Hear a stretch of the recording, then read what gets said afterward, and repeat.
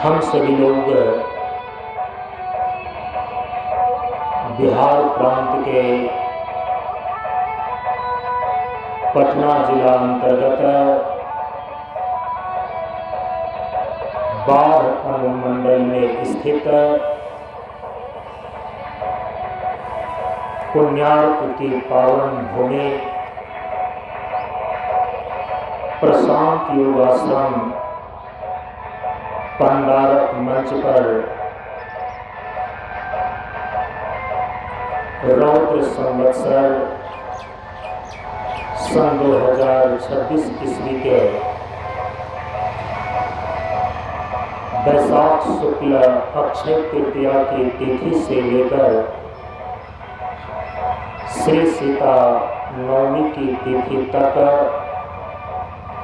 तदनुसार 19 अप्रैल से लेकर 25 अप्रैल सन 2026 ईस्वी तक आयोजित 7 दिवसीय ज्ञान मार्ग सत्संग कार्यक्रम के आज चौथे दिन के सत्संग में हम सभी लोग उपस्थित हैं।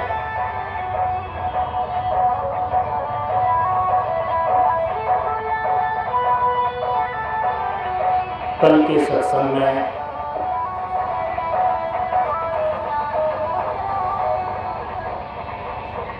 भगवत पाद आद्य शंकराचार्य जी की जयंती के पावन अवसर पर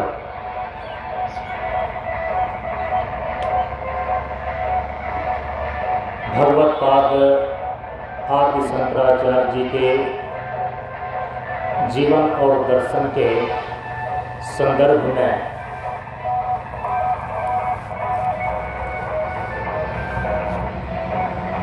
उनके अवतरण की पृष्ठभूमि के विषय में श्रवण किया।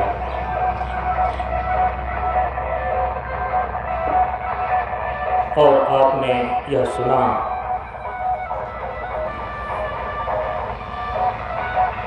कि भगवान बुद्ध के जाने के 100 वर्ष बाद जब बौद्ध भिक्षुओं के द्वारा भारतवर्ष के पूरे समाज के बीच नैरात्मवाद, निरीश्वरवाद और नास्तिकवाद विचारों का प्रचार प्रसार के कारण संपूर्ण समाज के लोगों का जीवन जब दिशाहीन हो गया, नास्तिकता के अंधकार में जीवन की धारा डूबती जा रही थी, इस भयावह परिस्थिति में जीवन और सृष्टि का जो सनातन सिद्धांत है, उस सनातन सिद्धांत और सनातन धर्म की पुनर्स्थापना के लिए स्वयं भगवान शंकर ही आदि शंकराचार्य जी के रूप में अवतरित होते हैं।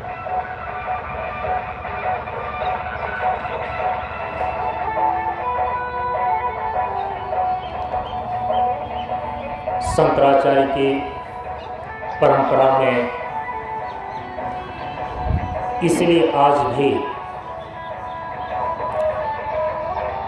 प्रतिदिन यह श्लोक दोहराया जाता है, शंकरम शंकराचार्यम केशवम बादरायणम सूत्र भाष्य कृतो वंदे भगवंतो पुनः पुनः। सदाशिव शंकर ही आदि शंकराचार्य जी के रूप में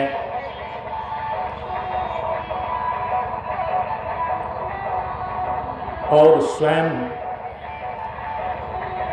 भगवान नारायण केशव ही महर्षि बदरायन भगवान वेदव्यास के रूप में अवतरित हुए, जिन्होंने सनातन धर्म की स्थापना के लिए जीवन में सनातन सिद्धांतों को पुनर्स्थापित करने के लिए सूत्र और भाष्य ग्रंथों की रचना किया। ऐसे भगवत स्वरूप द्वय को पुनः पुनः नमस्कार करते हैं। इस श्लोक का यही अर्थ है। शंकरं शंकराचार्यं केशवं बादरायणं सूत्रभाष्य कृतो वंदे भगवंतो पुनः पुनः। आप सभी लोगों ने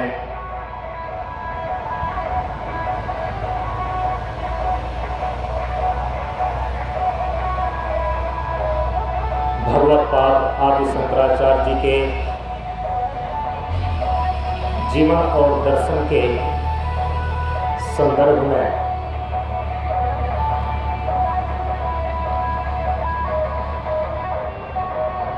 उनकी पृष्ठभूमि को विस्तार से सुना।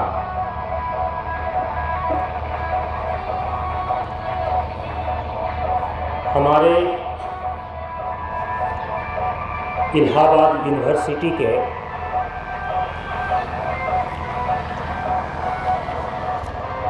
संस्कृत विभाग के अध्यक्ष श्री सत्यनारायण श्रीवास्तव वे लिखते हैं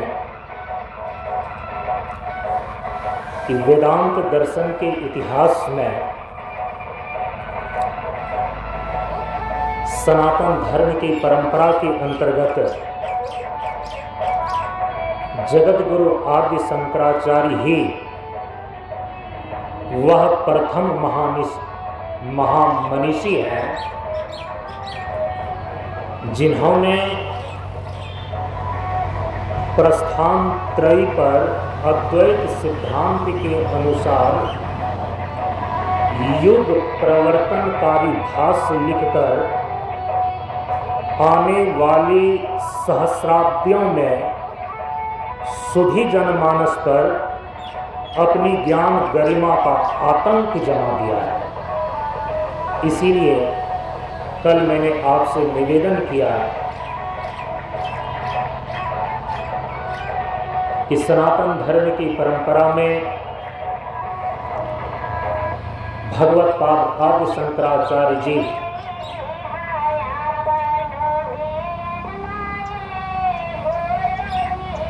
सनातन धर्म के आकाश मंडल के नक्षत्रों में एक ऐसे सूर्य हैं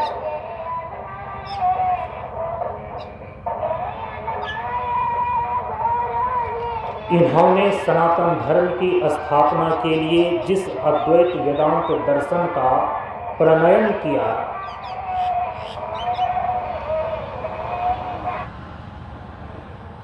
आज 15 से 2000 वर्षों के बाद भी इतने आधुनिक विज्ञान का विकास होने के बावजूद भी भगवान आदि शंकराचार्य जी के सिद्धांतों का किसी भी दार्शनिक विचारक और वैज्ञानिकों ने तोड़ नहीं निकाल सका है, इसको खंडित नहीं कर सका है।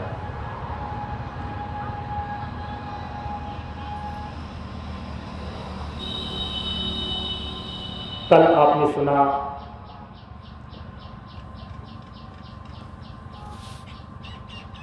कि जब भगवत्पाद आदि शंकराचार्य जी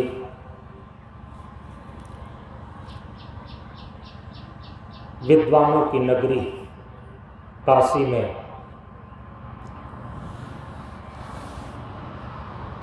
एक वृद्ध के रूप में वेदव्यास जी से मिले, उनका दर्शन हुआ।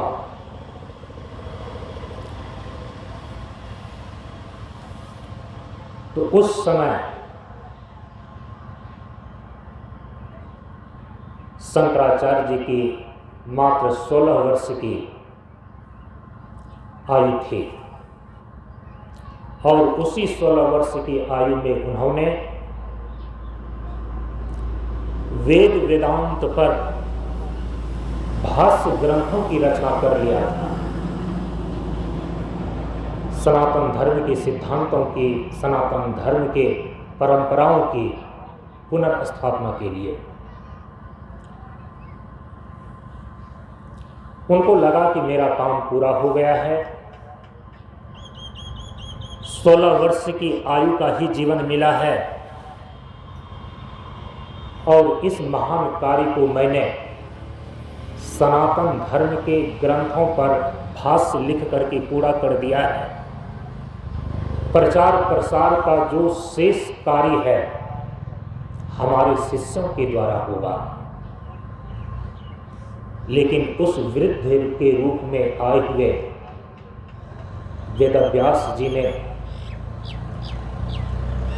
शंकराचार्य जी को यह निर्देश दिया कि तुम्हारा काम अभी पूरा नहीं हुआ है।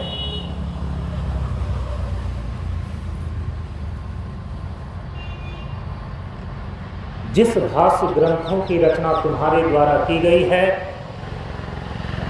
वह अक्षरशः प्रामाणिक है और सत्य है।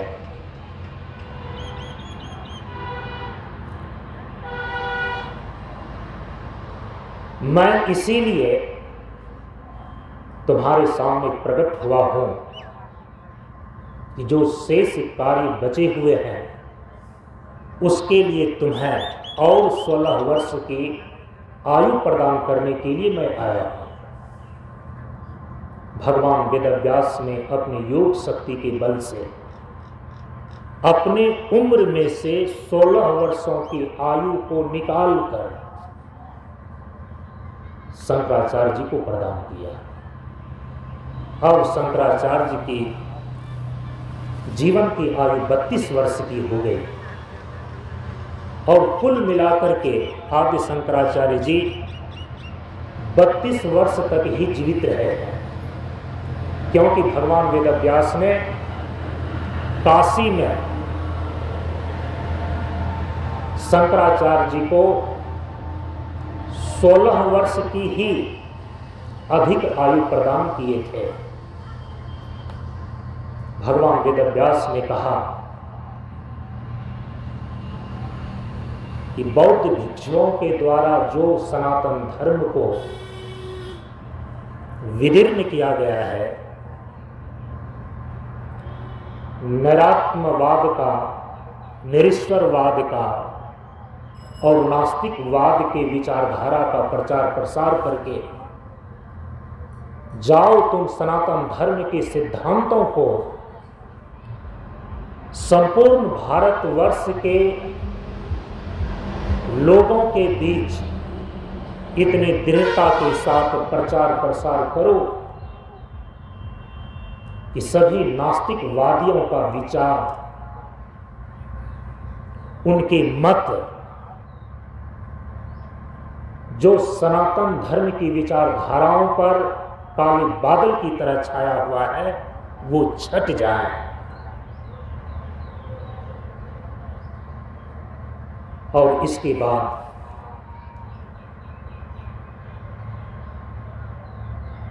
काशी से प्रस्थान करने के बाद भगवान आदि शंकराचार्य जी का प्रचार प्रसार का महाअभियान सनातन धर्म की पुनर्स्थापना के लिए प्रारंभ होती है। आज हम सभी लोग थोड़ा सा शंकराचार्य जी के जीवन और दर्शन के अंतर्भूत यह विचार करने का प्रयास करते हैं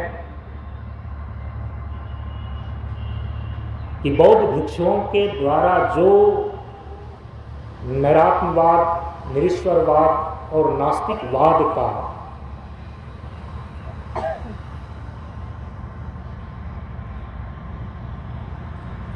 समाज के बीच में प्रचार प्रसार करके सनातन विचारधारा की जीवन शैली को विकृत कर दिया गया था।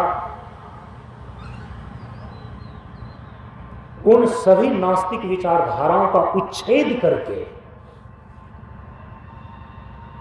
पुनः सनातन धर्म के सिद्धांतों के अनुसार समाज के लोगों की जीवन शैली को पुनर्स्थापित करने के लिए किस किस महान कार्यों को भगवत्पाद आदि शंकराचार्य जी के द्वारा किया गया।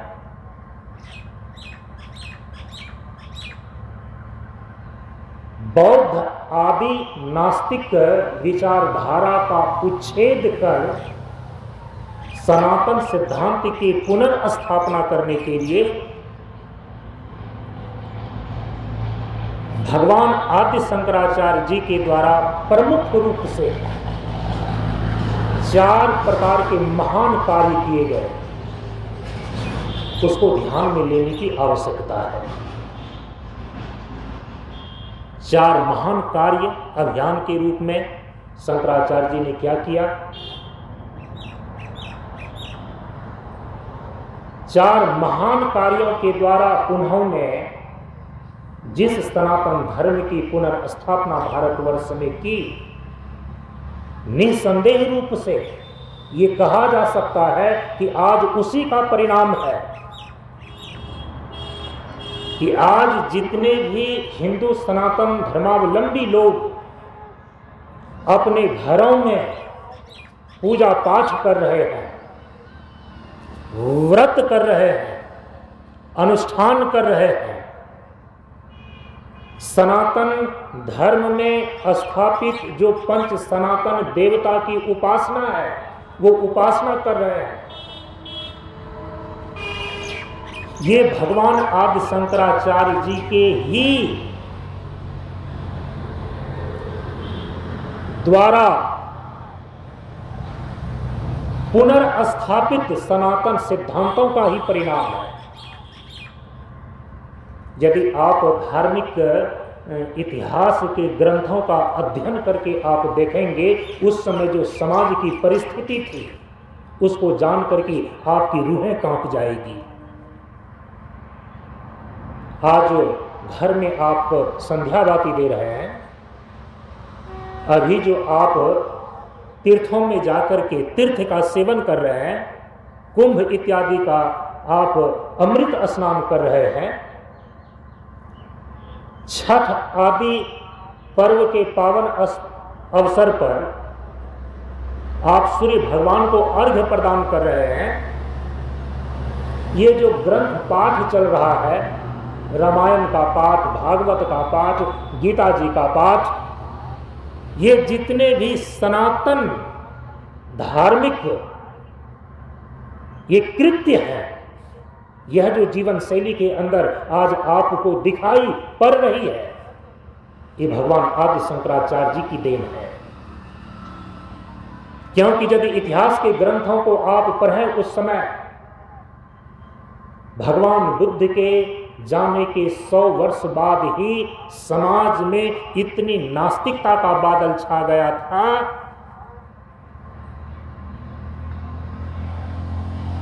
निरीश्वरवादी होने के कारण, नैरात्मवादी होने के कारण, नास्तिकवादी होने के कारण घर से देवी देवताओं की मूर्तियों को हटा दिया गया था।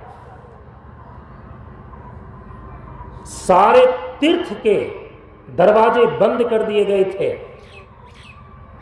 यज्ञ याग इत्यादि समाप्त हो गए थे, यहां तक कि घरों में संध्या बाती तक नहीं जलती थी।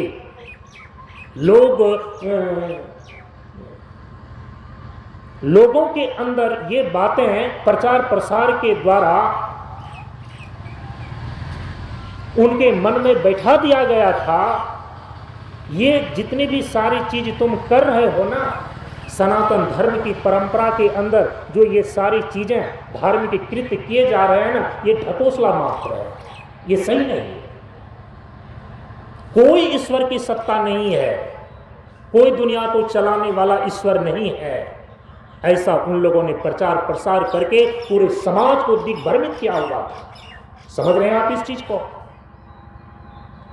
उन्होंने यहां तक कहा कि इस शरीर के भीतर कोई आत्मा नाम की चीज नहीं है। सनातन धर्म में जो बचपन से ही बच्चों को ये बातें बतलाई जाती है, सिखाई जाती है कि शरीर मरण धर्मा है, लेकिन इस शरीर के अंदर एक अमर आत्मा है जो कभी मरता नहीं है। बौद्ध भिक्षुओं ने पूरे प्रचार प्रसार के साथ नैरात्मवाद सिद्धांत को लेकर के उन्होंने घर घर में इस चीज का प्रचार करके बात बिठला दिया कि आत्मा नाम की कोई चीज नहीं है, कोई आत्मा नित्य नहीं है। शरीर भी क्षणभंगुर, आत्मा भी क्षणभंगुर। जीवन में शाश्वत सुख नाम का कोई चीज नहीं है। जो तुम सुख चाह रहे हो ना, ये तुम्हारी गलत इच्छा है। हाँ, जीवन में तुम दुख नहीं चाहते हो, इस दुख को मिटाया जा सकता है, लेकिन जो तुम सुख को चाहते हो, ये शाश्वत सुख कभी प्राप्त नहीं किया जा सकता। ऐसी जीवन के व्यवहारिक और पारमार्थिक दृष्टिकोण से विरुद्ध बातें हैं। समझिए कि पूरे एशिया महादेश में जो फैलाया गया था, उस समय जो समाज के जीवन की दिशा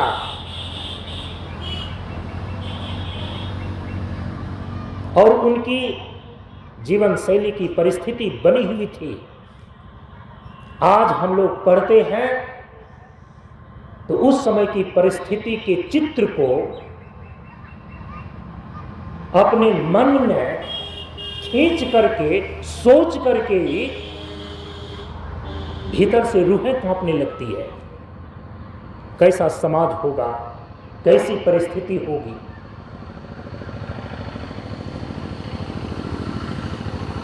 इसीलिए आज सनातन धर्म के अंदर, सनातन धर्म की परंपरा में जो भी चीजें आपको पर्व, त्योहार, पूजा, पाठ, तीर्थ, यात्रा, उपासना, यज्ञ, याज्ञ इत्यादि जो दिखाई दे रहे हैं, इसको पुनर्स्थापित किया भगवान आदि शंकराचार्य जी ने।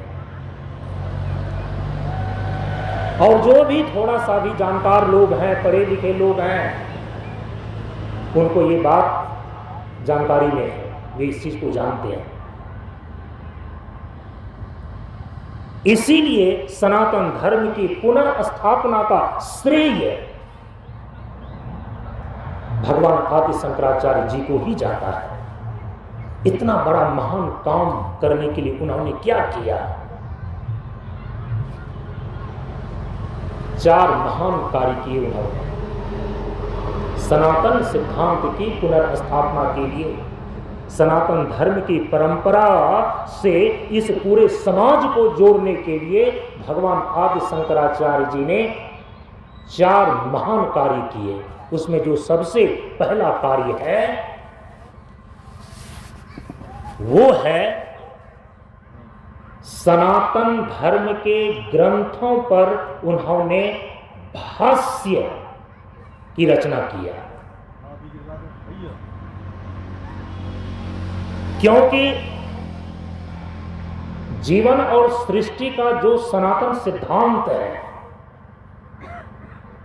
हम उसी को वेद बोलते हैं, उसी को श्रुति बोलते हैं। सनातन धर्म का जो मूल ग्रंथ वेद है अथवा श्रुति है, ये किसी व्यक्ति विशेष की रचना नहीं है। वेद को अपौरुषेय माना गया है। संपूर्ण जीवन और सृष्टि का जो शाश्वत संविधान है, सनातन सिद्धांत है, उसी का नाम है वेद। बौद्ध भिक्षुओं के द्वारा जो सनातन धर्म के ग्रंथों का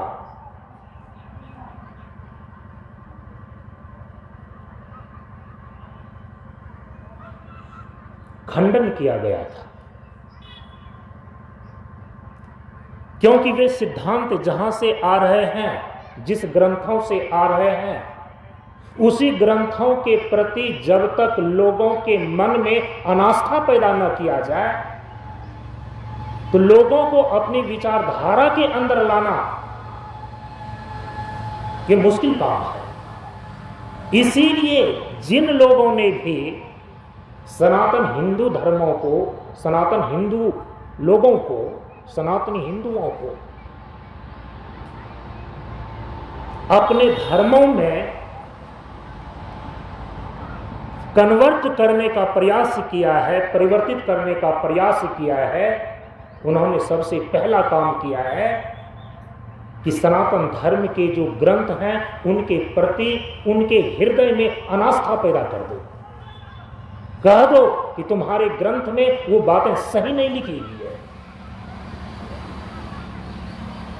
तो संपूर्ण जीवन और सृष्टि का जो सनातन सिद्धांत वेद था, शाश्वत संविधान वेद था, उसी वेद को अप्रामाणिक ठहराने लगे। प्रचार प्रसार के द्वारा बताई गई कि तुम्हारे वेद में केवल पशुओं की बलि दी जाती है, ये लिखा हुआ है। इतनी हत्याएं की जा रही है, हिंसाएं की जा रही है, नर बलि दिया जा रहा है, इसलिए वेद प्रमाण नहीं हो सकते। वेद के अंदर यज्ञ में बलि देना उसका एक अंग है, एक भाग है, और उसमें भी यज्ञ में जो बलि देने का विधान वेद के अंदर बताया गया है, उसके भी बहुत सारे नियम और शर्त हैं।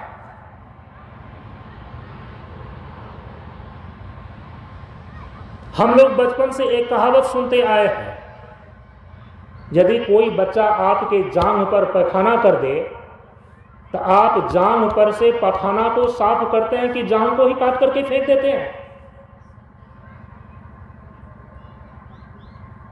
बच्चा ने यदि आपके जांघ पर पैखाना कर दिया है, गंदा कर दिया है, आप पैखाना को साफ करेंगे ना? जांघ को काट करके फेंक देना या बच्चा को पटक करके मार देना, यह कहां की बुद्धिमत्ता है? तो आप कल्पना कीजिए, यदि कोई लोग तर्क देते हैं कि वेद में यज्ञ के नाम पर पशु की बलि देने की बातें लिखी हुई है, नर बलि देने की बातें भी लिखी हुई है,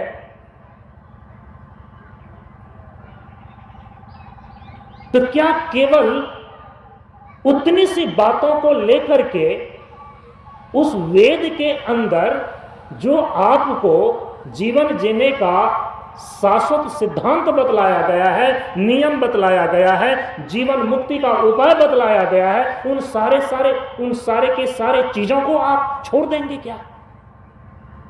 और प्रमाणिक कह देंगे क्या? और यदि आप ऐसा करते हैं तो इसमें आपकी बुद्धिमत्ता मानी जाएगी क्या? नहीं ना। इसीलिए जितने षड्यंत्रकारी लोग होते हैं उनको पता होता है कि सनातन धर्म के ग्रंथों में आस्था रखने वाले सनातनी हिंदुओं को, जो भोली भाली जनता है, कम पढ़े लिखे लोग हैं, उनकी जमात ही अधिक होती है, आप सभी लोग जानते हैं। प्रबुद्ध लोग बहुत थोड़े होते हैं। तो जो अनपढ़ हैं, भोली भाली हिंदू जनता है, उसके बीच में जाकर उनके ही प्रमाणिक ग्रंथों से ऐसी ऐसी बेहूदी बातें उठा करके गलत तरीके से पेश करके दिखाओ और बताओ कि देखो ये तुम्हारे ग्रंथों में ये बातें लिखी हुई है। आज लोग जो कि हिंदू भेष में ही छद्म रूप से हिंदुओं को ही ठगने के लिए संस्था बना करके आज भी प्रचार प्रसार कर रहे हैं। उस समय की बात छोड़ दीजिए, आज भी कुछ ऐसे मत और पंथ के लोग हैं जो भोली भाली सनातनी हिंदू की जनता को उसके घर में घुस करके पुराण आदि ग्रंथों के ऐसे ऐसे प्रसंग को निकाल करके उनको दिखाते हैं और बताते हैं कि देखो किस प्रकार से तुम्हारे देवी देवता ने व्यभिचार किया है।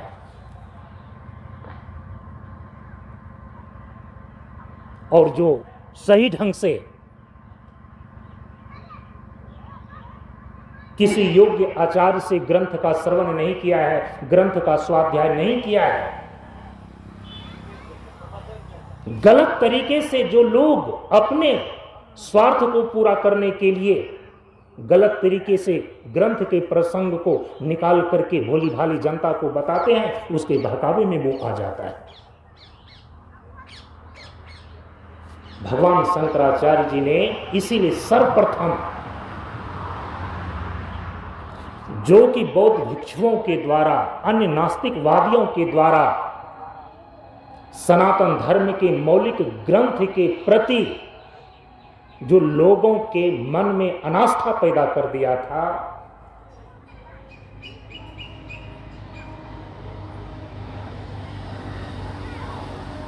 अपने ग्रंथों के प्रति आस्था को बनाने के लिए, स्थान्वित करने के लिए सर्वप्रथम भगवान आदि शंकराचार्य जी ने सनातन धर्म के ग्रंथों पर भाष्य लिखने का काम किया। और इसी कारण से आदि शंकराचार्य जी को भाष्यकार भी कहा जाता है। भाष्यकार माना भाष्य को करने वाला, भाष्य को लिखने वाला। भाष्य माने होता है प्रकाशित। सनातन धर्म के ग्रंथों में, श्रुति में, वेद में, पुराण में, स्मृति में, रामायण और महाभारत इत्यादि इतिहास ग्रंथों में जो सनातन जीवन शैली है, सनातन सिद्धांत है, कई बार ग्रंथ की बातों में ही परस्पर विरोधाभास दिखाई देता है। मनुस्मृति में कुछ और लिखा हुआ है, रामचरितमानस में कुछ और लिखा हुआ है, वेद और श्रुति के मंत्रों में कुछ और बातें बताई गई है। लेकिन जब गीता और रामायण को पढ़ते हैं तो उसमें कुछ और बातें और कई बार विरुद्ध और विपरीत बातें दिखाई देती है। इसको बोलते हैं विरोधाभास। तो इन विरोधाभास को दूर करने के लिए और ग्रंथों में कहे गए विरुद्ध बातें जो प्रतीत होती हैं उसकी संगति बैठाने के लिए हमारे आचार्य लोग ग्रंथों पर भाष्य की रचना करते हैं। वो विस्तार से व्याख्या करके ग्रंथों के प्रकरण के अनुसार से प्रकाशित करते हैं। वो बतलाते हैं अपने भाष्य में कि देखो इस ग्रंथ में जो ये कहा गया है उसका ये अभिप्राय है, और यही बातें जो अन्य ग्रंथों में तुम्हें लगता है कि विरुद्ध रूप से कही गई है, विपरीत बातें कही गई है, वहां भी विपरीत बातें नहीं कही गई है। वहां का प्रकरण और प्रसंग अलग होने के कारण से उसको केवल अलग तरीके से कहा गया है। तो ग्रंथों के वचन में जो विरोधाभास प्रतीत होते हैं, ग्रंथ की बातों में ही जो विपरीतता दिखाई पड़ती है सामान्य दृष्टि से, उस व्यवधान को दूर करने के लिए, उस विरोधाभास को दूर करने के लिए हमारे आचार्य लोग भाष्य ग्रंथ की रचना करते हैं, उस पर भाष्य लिखते हैं।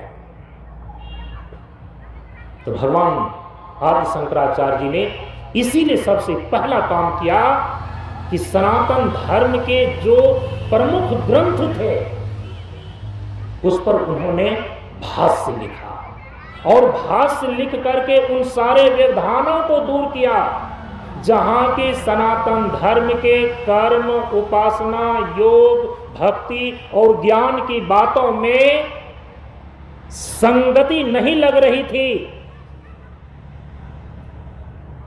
वेद में जहां पर यज्ञ के नाम पर बलि की बातें लिखी गई थी, उसका सही अभिप्राय क्या है, उन सारी बातों की संगति को लगाया, उन सारी बातों को उन्होंने स्पष्ट रूप से साफ किया अपने भाष्य के अंदर।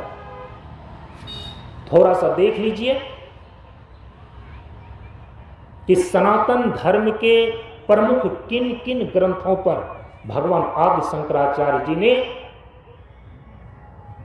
गंभीर भाष्य लिखा।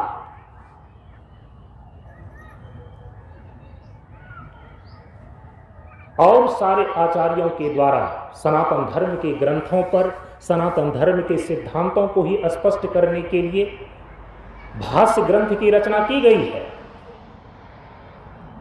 लेकिन सनातन धर्म के जितने ग्रंथों पर और जितने विस्तार से और जितनी प्रामाणिकता के साथ, जितनी गंभीर और प्रांजल भाषा में भगवान आदि शंकराचार्य जी के द्वारा भाष्य लिखे गए हैं, उतने अन्य किसी और आचार्य के द्वारा भाष्य नहीं लिखा गया। इसीलिए आदि शंकराचार्य जी को आचार्यों की परंपरा में एक अलग उपनाम ही उनको दिया गया है, भाष्यकार। भाष्यकार किसको कहा जाता है? आदि शंकराचार्य जी को ही भाष्यकार कहा जाता है। सनातन धर्म की परंपरा में अन्य अन्य संप्रदाय के अन्य मत के, वैष्णव आदि मत के मध्व इत्यादि आचार्य के द्वारा, रामानुजाचार्य जी के द्वारा आज वैशाख शुक्ल षष्ठी की तिथि, आज भगवतपाद रामानुजाचार्य जी महाराज की जयंती है। हम उनको भी सत सत नमन करते हैं। वेदांत की परंपरा के अंदर सनातन धर्म के संप्रदायों में श्री रामानुजाचार्य जी महाराज के द्वारा जिस मत का, जिस वाद का और जिस सिद्धांत का प्रतिस्थापन किया गया दर्शन शास्त्र के क्षेत्र में, हम उसको विशिष्टाद्वैतवाद बोलते हैं।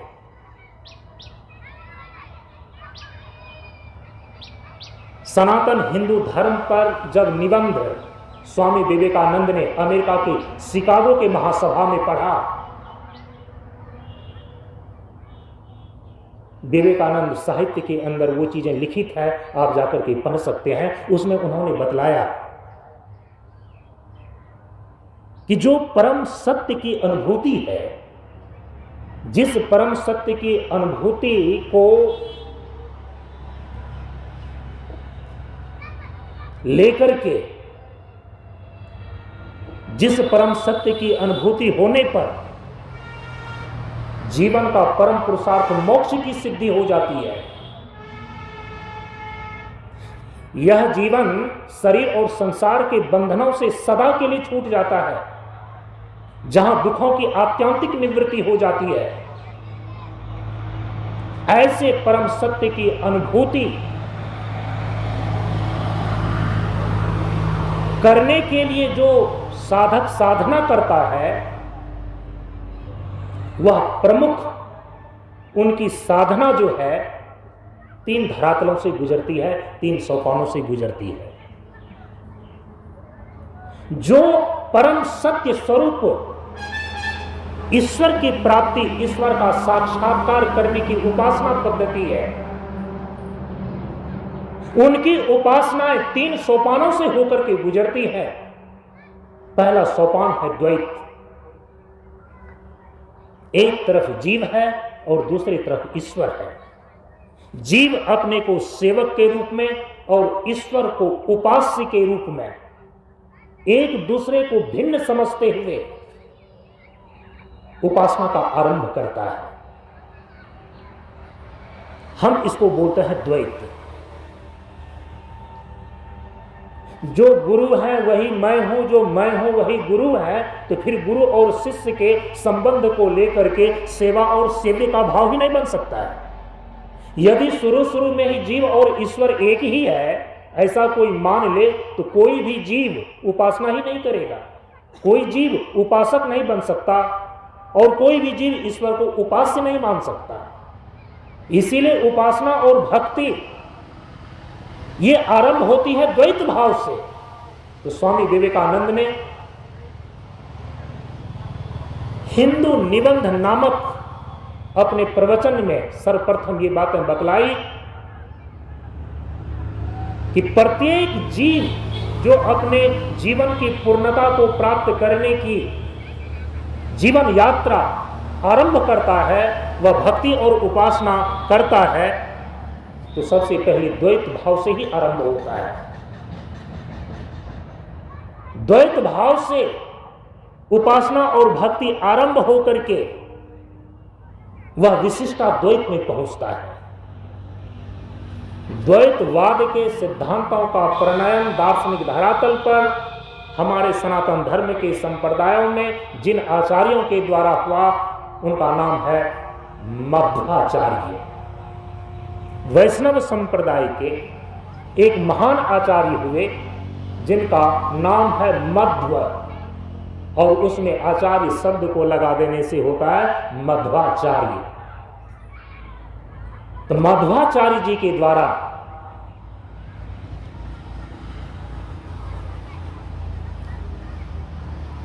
द्वैतवाद की स्थापना हुई। उसमें जीव और ईश्वर को तत्वतः भिन्न माना गया है,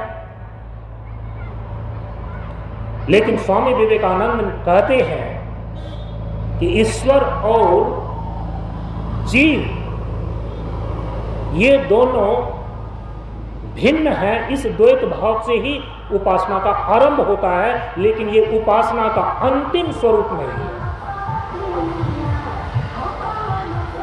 जैसे जैसे जीव ईश्वर की उपासना करता है, भक्ति करता है, तो ईश्वर के ऐश्वर्य से प्रबोधित होते जाता है और उसको अनुभव होने लगता है कि मैं जीव उसी भांति हूं जिस प्रकार से एक सूर्य का प्रतिबिंब अनेक घरे में पड़ता है, तो अनेक घरे में प्रतिबिंबित सूर्य की भांति मैं जीव हूं।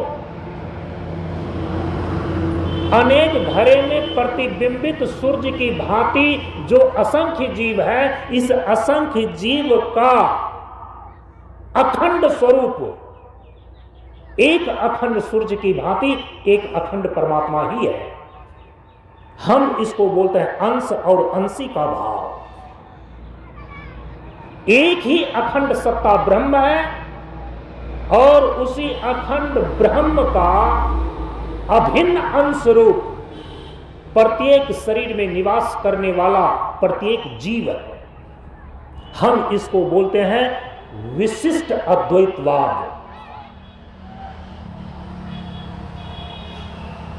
जब अंश और अंशी का भाव लेकर के उपासना और भक्ति होती है कि ईश्वर अंश जीव अविनाशी,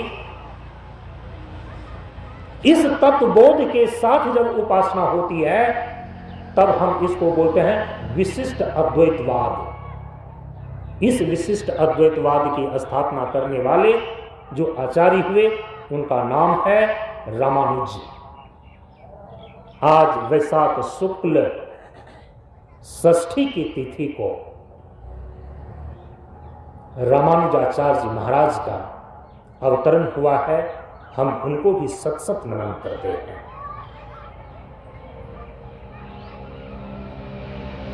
विशिष्ट अद्वैत, ये जीव और जगत जो है ना, यह ब्रह्म से बिल्कुल भिन्न नहीं है, बल्कि ये पूरा का पूरा जगत ब्रह्म का शरीर है। और जो जीव है ना, ब्रह्म का ही अंश है। इस सिद्धांत को, इस मान्यता को दर्शन शास्त्र के क्षेत्र में विशिष्ट अद्वैतवाद का सिद्धांत बोलते हैं। और इसी विचार, इसी सिद्धांत की स्थापना करने वाले आचार्य हैं आचार्य रामानुज। लेकिन यहीं पर उपासना पूरी नहीं हो जाती। उपासना तो पूरी होती है जाकर के अद्वैत ज्ञान में, अद्वैत सिद्धि में, जिसको कि परम पूज्य गुरुदेव ने अपने तत्व गुण वंदना के अंदर एक पंक्ति के द्वारा प्रदर्शित किया है कि त्याग विवेक अभेद रहे जब आपन जीवन साधन किन्नौ। सभी प्रकार की साधनाओं का, सभी प्रकार की उपासनाओं का जो अंतिम परिणाम है, जो अंतिम लक्ष्य है, वो क्या है? अद्वैत सिद्धि, अभेद सिद्धि। जहां जीव और ईश्वर में कोई भेद न रह जाए, जहां ये जीव ये न समझे कि ईश्वर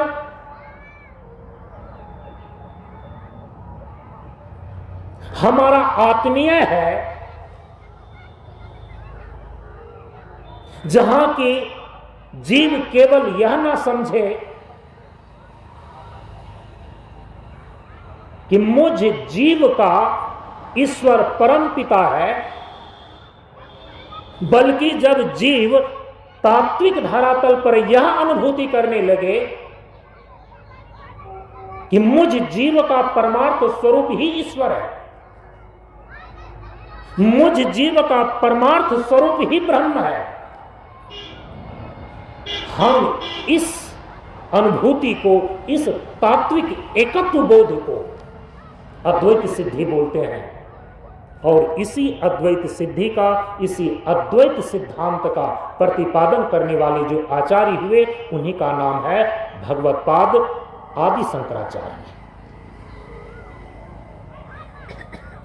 भगवत्पाद आदि शंकराचार्य जी के द्वारा अद्वैतवाद की प्रतिष्ठा की गई है। इस पर हम कल विस्तार से विचार करेंगे। यहां पर आकर के इस अद्वैत सिद्धि में, इस अभेद सिद्धि में, जहां जीव और ब्रह्म दोनों के एकत्व का बोध हो जाता है, इसी अद्वैत ज्ञान के द्वारा जीवन का परम पुरुषार्थ मोक्ष की सिद्धि होती है, आत्यंतिक मुक्ति की प्राप्ति होती है। यहां पर आकर के उपासना पूर्ण हो गई। त्याग विवेक अभेद रहे जब आपन जीवन साधन किन्ना। सभी प्रकार की साधनाओं का, सभी प्रकार की उपासनाओं का जो अंतिम लक्ष्य है, वो तो है अभेद आत्मा की प्राप्ति, अद्वैत की सिद्धि, अद्वैत की सिद्धि। इस तथ्य को अमेरिका के शिकागो महासभा में स्वामी विवेकानंद ने पूरी दुनिया के सामने ये तथ्य रखा और उन्होंने कहा कि चूंकि हमारे जीवन की पूर्णता की यात्रा इस 3 सोपानों से होकर के गुजरती है, इस 3 धरातलों से पूरी होती है, इसीलिए हम ये नहीं कह सकते हैं कि हमारे सनातन धर्म के अंदर जो द्वैतवाद की बातें कही गई है वो गलत है। जो विशिष्ट अद्वैत का सिद्धांत है वो निकृष्ट है। केवल और केवल जो अद्वैत का सिद्धांत है केवल वही सही है, हम ऐसा नहीं कर सकते। हां, जो अद्वैत सिद्धांत है वह अद्वैत सिद्धांत ही हमारा अंतिम परिणति है। सभी प्रकार की साधना और उपासनाओं का पर्यवसान अंत में, जैसे कि एक बूंद, उसका अंतिम लक्ष्य है समुद्र में समा करके एक हो जाना, समुद्र स्वरूप हो जाना। उसी प्रकार से जीव इसीलिए भक्ति कर रहा है, जीव इसीलिए उपासना कर रहा है ईश्वर का कि जानत तुम्हें होई जाई। ये है अद्वैत, ये अद्वैत की सिद्धि हमारा लक्ष्य है। लेकिन जैसे कि एक बूंद पानी को समुद्र का स्वरूप होने में उन्हें यात्रा करनी पड़ती है, उन्हें बहना पड़ता है, प्रवाहित होना पड़ता है नदी के रूप में, सरिता के रूप में, उसी प्रकार से ये जीवन की धारा इस सृष्टि में अनादिकाल से चल रही है। जीव की निरंतर गतिशीलता ही जीवन की पूर्णता को प्राप्त करने के लिए है। और यह जो जीवन की यात्रा होती है पूर्णता की प्राप्ति के लिए, वो इन 3 सोपान से होकर के ही गुजरता है। पहले द्वैत भाव से जीव और ईश्वर के बीच उपासना चलता है, फिर विशिष्ट अद्वैत के भाव से कि मैं जीव अंश और मुझ जीव का पूर्ण स्वरूप ईश्वर है, इस भाव से उपासना चलती है। और अंतिम में मुझ जीव का परमार्थ स्वरूप ब्रह्म ही है। मैं चेतन जीव परमार्थतः तत्वतः ईश्वर से एक ही है। इस अद्वैत भाव में पहुंच करके जीवन की पूर्णता सिद्ध हो जाती है। हम इसी को बोलते हैं पूर्णता की उपलब्धि। तो अद्वैत में जाकर के पूर्णता की सिद्धि होती है, लेकिन यात्रा प्रारंभ कहां से होती है? द्वैत से।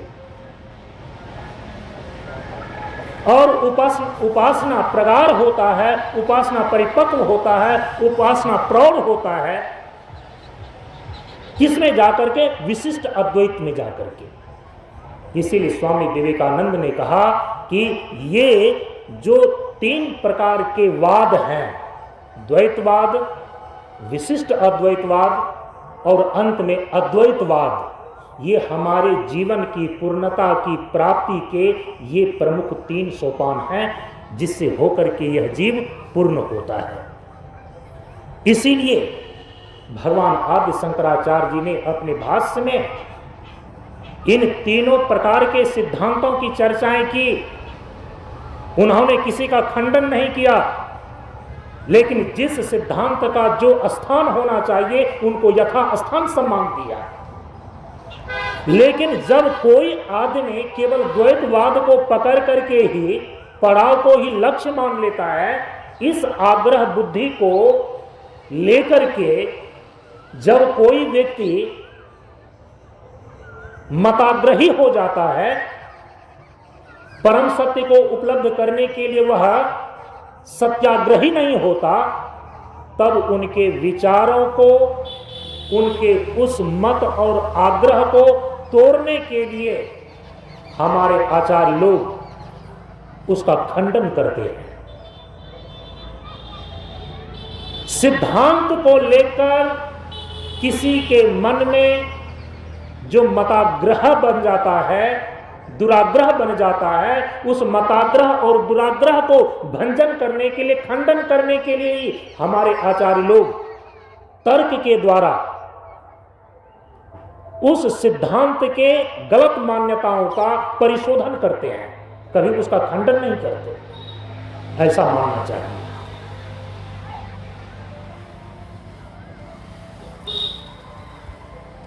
तो हमारे सनातन धर्म में अन्य आचार्यों के द्वारा भी, आदि शंकराचार्य जी के पूर्व कई आचार्यों के द्वारा सनातन धर्म के ग्रंथों पर भाष्य की रचना हुई है, लेकिन किसी आचार्य को भाष्यकार नहीं कहा गया। क्यों नहीं कहा गया? क्योंकि उन्होंने उतने विस्तार से और उतने अधिक ग्रंथों पर भाष्य की रचना नहीं किया, जितने अधिक ग्रंथों पर भगवान आदि शंकराचार्य जी के द्वारा भाष्य लिखा गया है, विस्तार से भाष्य लिखा गया है। इसीलिए आदि शंकराचार्य जी को भाष्यकार कहा गया। किन किन ग्रंथों पर भाष्य लिखा है, सनातन धर्म के किस किस प्रमुख ग्रंथों पर आदि शंकराचार्य जी के भाष्य लिखे गए हैं, और ये सबसे पहला काम था सनातन धर्म की पुनर्स्थापना करने के लिए, संपूर्ण नास्तिकवादियों के मत का उच्छेद करने के लिए जो सबसे पहला काम आदि शंकराचार्य जी के द्वारा किया गया, वो है सनातन धर्म के ग्रंथों पर प्रामाणिक भाष्य लिखना। किन किन ग्रंथों पर भाष्य लिखा गया है उसको थोड़ा सा ध्यान में ले लीजिए। सबसे पहले वेद के जो ज्ञान कांड उपनिषद है, वेद का जो ज्ञान कांड उपनिषद है, जिस उपनिषद में ही आपके जीवन के आध्यात्मिक तत्वों का वर्णन किया गया है। आत्मा क्या है, आत्मा का ज्ञान कैसे प्राप्त किया जाता है, ब्रह्म क्या है, ब्रह्म का ज्ञान कैसे प्राप्त किया जाता है, ईश्वर क्या है, ईश्वर का साक्षात्कार कैसे किया जाता है, ये जो जगत दिखाई दे रहा है ये जगत क्या है और इस जगत की उत्पत्ति कैसे हुई है, जीवन का चरम लक्ष्य क्या है, और यदि जीवन का चरम लक्ष्य परम पुरुषार्थ मोक्ष है, उस मोक्ष को प्राप्त करने के कौन कौन से साधन हैं, इन सभी चीजों का वर्णन वेद के जिस भाग में किया गया है हम उसको बोलते हैं उपनिषद। क्या बोलते हैं उसको? उपनिषद। उसी उपनिषद पर सबसे पहले भगवान शंकराचार्य ने भाष्य लिखा।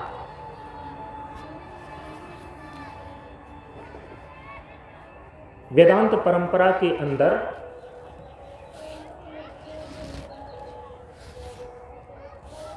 शंकराचार्य जी के द्वारा जो भाष्य लिखे गए हैं उसको प्रस्थान त्रय भाष्य बोला जाता है। प्रस्थान त्रय का मतलब होता है 3 प्रस्थान। वेदांत परंपरा में प्रमुख 3 प्रस्थान हैं, प्रमुख 3 ग्रंथ की श्रेणी है, जिसमें कि सबसे पहला जो प्रस्थान है उसको बोलते हैं श्रुति प्रस्थान। श्रुति का अर्थ होता है वेद। दूसरा जो प्रस्थान है उसको बोलते हैं सूत्र प्रस्थान, और सूत्र के रूप में भगवान वेदव्यास जी के द्वारा वेद में जितने उपनिषद हैं, वेद का विभाग महर्षि बादरायण के द्वारा किया गया, जिसके कारण से उसका उपनाम ही पड़ गया वेदव्यास। वेदव्यास का अर्थ ही होता है वेद का विभाग करने वाले। तो जो महर्षि बादरायण है तो महर्षि बादरायण का ही उपनाम हो गया वेदव्यास। क्यों? वेद का विभाग करने के कारण। वेद के अंदर सभी प्रकार के मंत्र पहले मिले जुले इकट्ठे थे। भगवान वेदव्यास ने क्या किया? उनका विभाग किया, उसको अलग अलग किया। कर्म परक जितने मंत्र थे श्रुति में, वेद में, उसको एक जगह कर दिया गया और उसका नाम दिया गया वेद का कर्मकांड। वेद और श्रुति के अंदर उपासना, भक्ति और योग परक जितने मंत्र थे उसको एक जगह इकट्ठा कर दिया गया और उसका नाम दिया गया वेद का उपासना कांड। वेद और श्रुति में ज्ञान परक जितने मंत्र थे, आत्म विषयक, ब्रह्म विषयक, ईश्वर विषयक और जगत के तत्व विषयक जितने भी मंत्र थे उनको एक जगह कर दिया गया और उसका नाम दिया गया वेद का ज्ञान कांड अर्थात उपनिषद। इस प्रकार से श्रुति और वेद में जो इकट्ठे मिले जुले मंत्र की राशि थी, भगवान वेदव्यास ने उसको विभाग पूर्वक कर दिया और वेद के हो गए 3 कांड, कर्मकांड, उपासना कांड और ज्ञान कांड। ये वेदव्यास जी ने किया।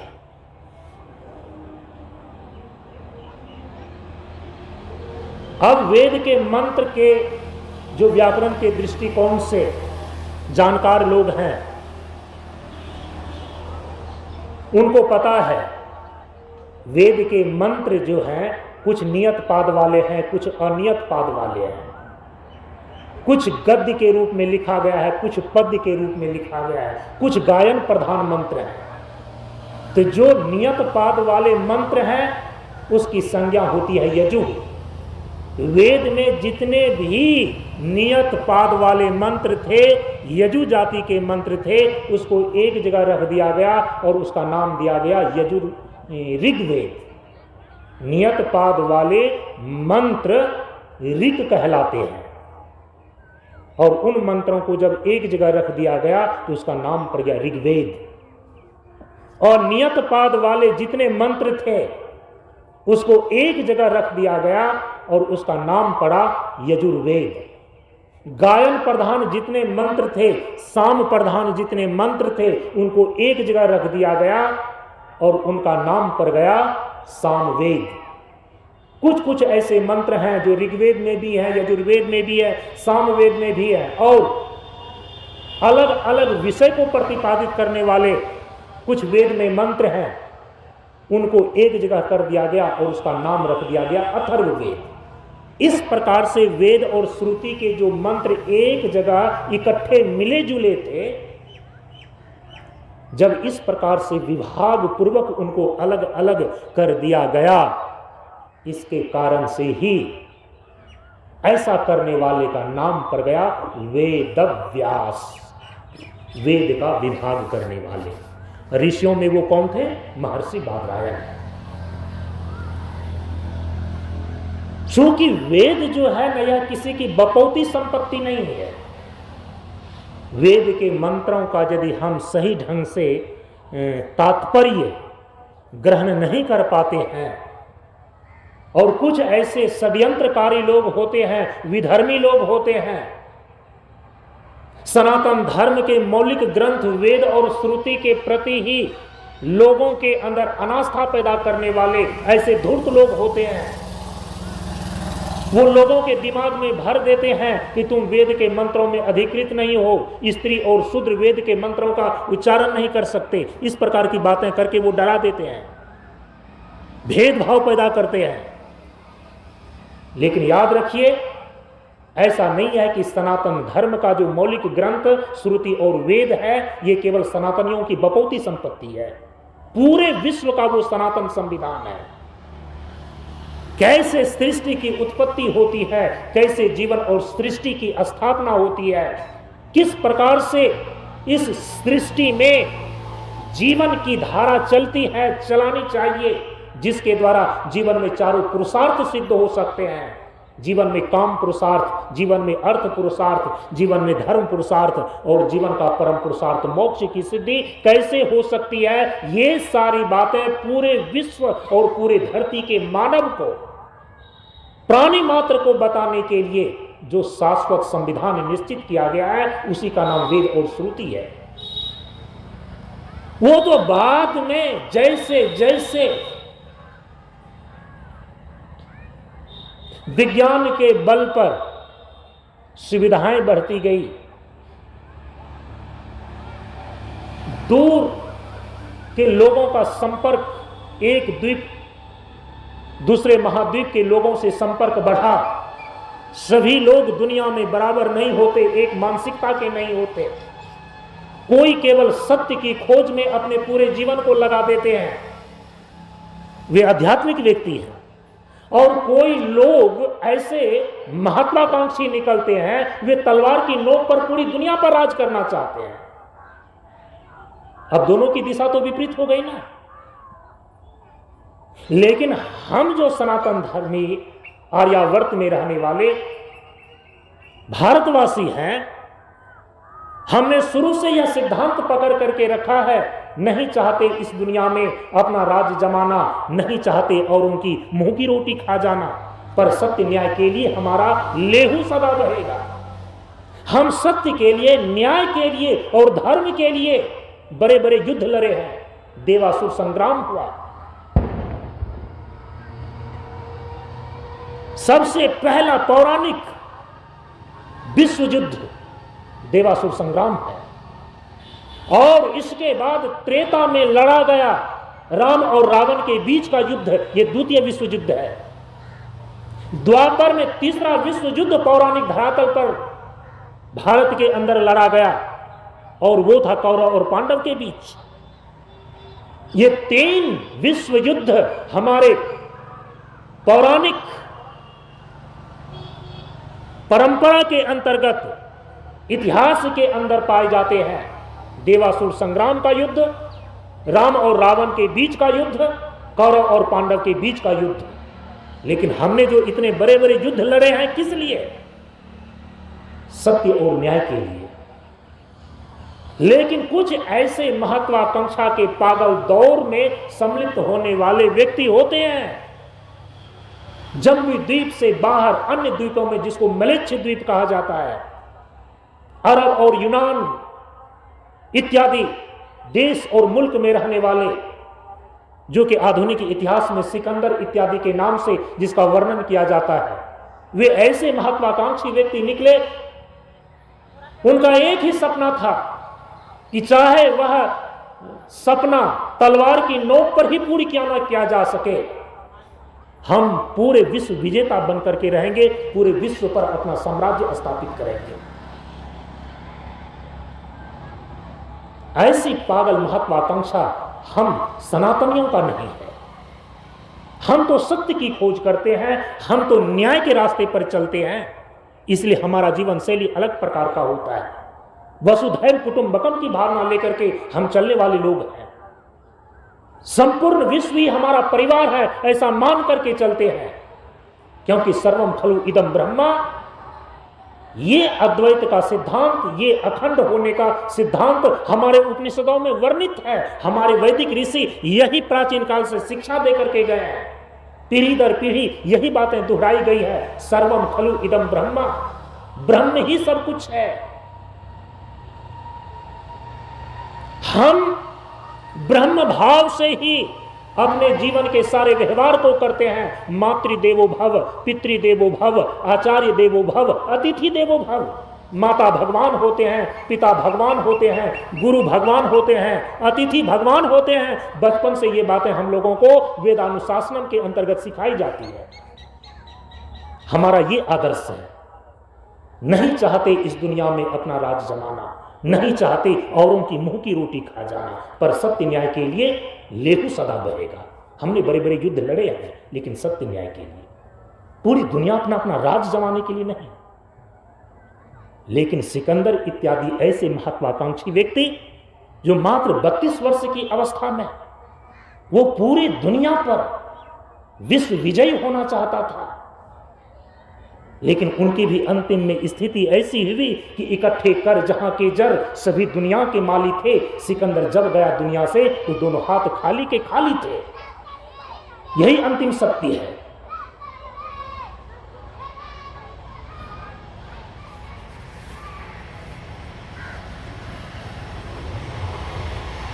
धीरे धीरे जब लोगों का संपर्क एक द्वीप दूसरे द्वीप के लोगों का बढ़ा, उसमें अलग अलग महत्वाकांक्षी के व्यक्ति होने के कारण से जीवन का लक्ष्य ही भिन्न हो जाने के कारण से संघर्ष प्रारंभ हुआ।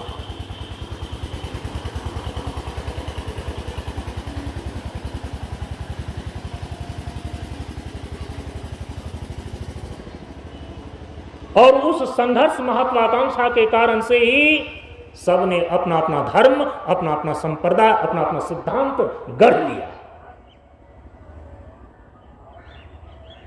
हम इस्लामी लोग हैं, हमारा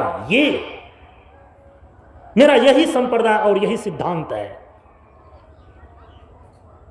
हम क्रिश्चियन हैं, हमारा ये सिद्धांत है। ये सारा का सारा चीज होने लगा बाद में, क्योंकि जीवन और सृष्टि का जो शाश्वत संविधान के रूप में वेद है, यदि इस वेद की मान्यता के अनुसार से आप चलेंगे तो आपकी महत्वाकांक्षा, जो पागल महत्वाकांक्षा है, ये पूरी कभी नहीं होने देगी। वो तो आपको सत्य और न्याय के रास्ते पर लेकर के चलेगा। तो वेद विरुद्ध, वेद के खिलाफ होकर के अपने अपने सिद्धांतों को गढ़ना, निर्मित होना, ये तो काल के प्रभाव से और लोगों के संपर्क बढ़ जाने के कारण से लाजमी ही था और स्वाभाविक था।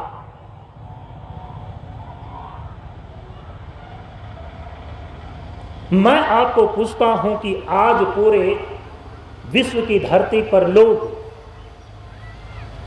इसी धरती पर अपनी सीमा रेखाएं खींच करके अपना अलग अलग देश किए हुए हैं, लेकिन जब सृष्टि का महाप्रलय होने के बाद महासर्ग का आरंभ हुआ तो उस समय कौन देश की सीमा रेखाएं खींची गई थी? अरे किस सिद्धांत के आधार पर पूरे जीवन और सृष्टि की संरचना हुई? जिस सनातन सिद्धांत, जिस शाश्वत सिद्धांत को लेकर संपूर्ण जीवन और सृष्टि का निर्माण होता है, वो क्या कोई अमेरिका वाले, इंग्लैंड वाले, कोई या प्रांत विशेष वाले, मुल्क विशेष वाले के द्वारा बनाया गया है क्या? नहीं ना। जीवन और सृष्टि का जो शाश्वत सिद्धांत है, यह तो सृष्टिकर्ता ईश्वर के द्वारा निर्धारित है और इसी का नकल मार करके, इसी का नकल करके आज के सारे धर्म और संप्रदाय के लोग कर रहे हैं। वो भी कहते हैं कि हम मनुष्यों के द्वारा ये सिद्धांत हमारे संप्रदाय का नहीं बनाया गया है, ये अल्लाह की देन है, ये प्रभु के पुत्र की देन है। ये कहना ही पड़ेगा उनको, क्योंकि सनातन धर्म के सिद्धांत में सर्वप्रथम ये बातें कही गई है कि संपूर्ण जीवन और सृष्टि का जो शाश्वत सिद्धांत है, उसका निर्माता कोई व्यक्ति नहीं है, सृष्टिकर्ता ईश्वर है, परमात्मा है। और उसी का नकल मार करके कि आज उसी सनातन धर्म के विरोध में खड़े होने वाले सारे धर्म संप्रदाय के लोग दोहरा रहे हैं। कोई कहते हैं कि अल्लाह की देन है, तो कोई कहते हैं कि ये प्रभु के पुत्र की देन है। क्रिश्चियन लोग, ईसाई लोग ऐसा ही तो बोलते हैं। इसीलिए मैं कह रहा हूं कि सनातन धर्म किसी व्यक्ति का व्यक्तिगत धर्म नहीं है। सनातन धर्म का जो वेद है, यह किसी संप्रदायगत कोई ग्रंथ नहीं है।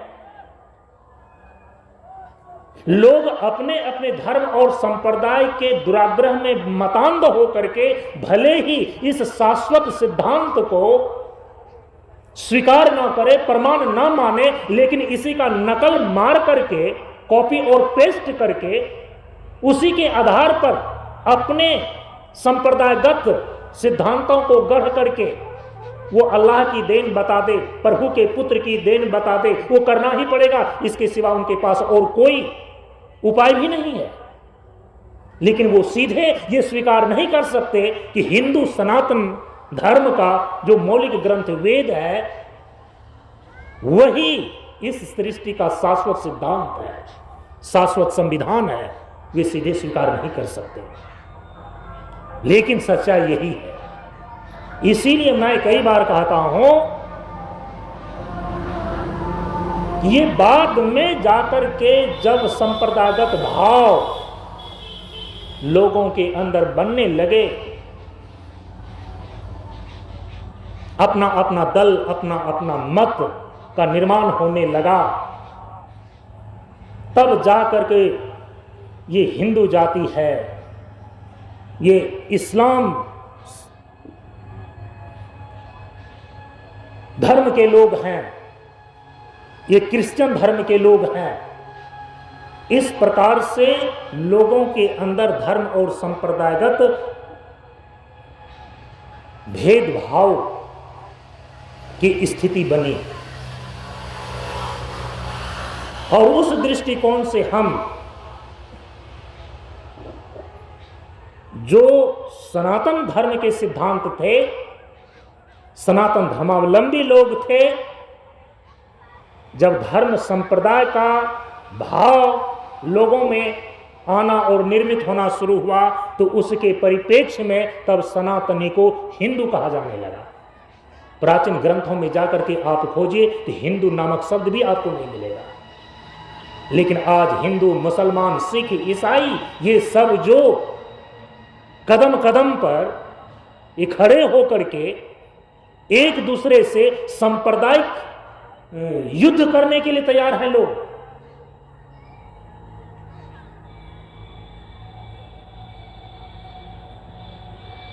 पहले तो केवल सनातन और सनातन सिद्धांत को मानने वाले सभी सनातनी थे। इसीलिए हम सनातन धर्म, वैदिक धर्म ऐसा ही बोलते हैं। और अभी भी यदि धर्म के इतिहास को उठा करके देखा जाता है तो सभी विचारकों ने एक मत से स्वीकार किया है कि विश्व में जितने भी धर्म हैं उन सभी धर्मों में सबसे प्राचीन धर्म हिंदू धर्म ही है। ये हिंदू धर्म, हिंदू शब्द का तो बाद में प्रचलन हुआ, प्रयोग होने लगा। हिंदू धर्म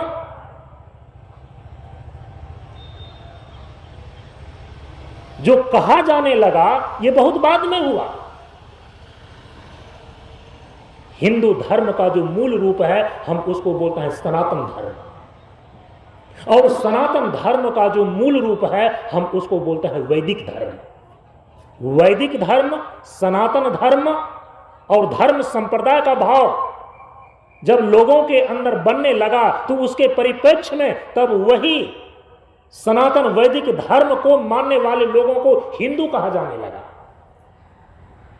तो बन गया हिंदू धर्म। तो अब हो गया कि ये हिंदुओं की मान्यता है, ये हिंदू धर्म को मानने वाले लोग हैं। हम तो इस्लाम धर्मावलंबी लोग हैं, हम इस्लाम के सिद्धांतों को मानने वाले। हम तो क्रिश्चियन लोग हैं, हम क्रिश्चियनिटी को मानने वाले लोग हैं, ईसाई धर्म को मानने वाले लोग हैं। और ये सारे के सारे भाव मात्र 1000 वर्ष के अंदर उत्पन्न हुआ है, उसके पहले नहीं था। ये सांप्रदायिक दंगे केवल 1000 वर्ष के इतिहास के अंदर की बात है।